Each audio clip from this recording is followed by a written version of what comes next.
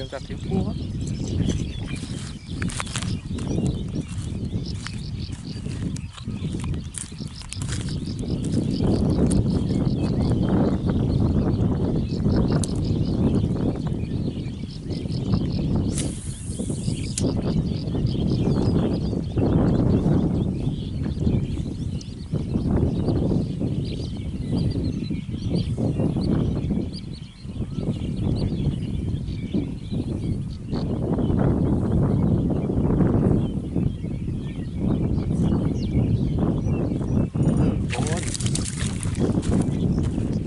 โอ้จนได้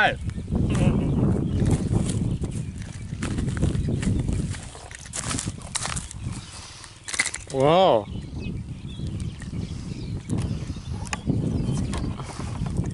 ครับปุ้ยเป็นกระดิ่งจับสีชมพูนะครับ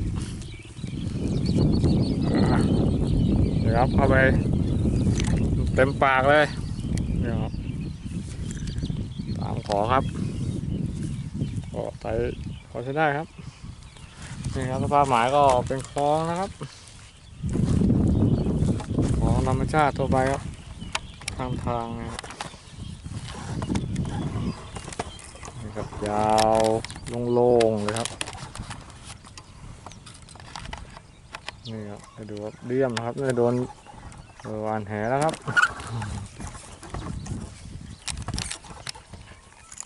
ก็โอเคครับออกผลงานนะก็ดีเรียนจับด้วยครับง่ายๆเลยตัวเร็วเดี๋ยวครับ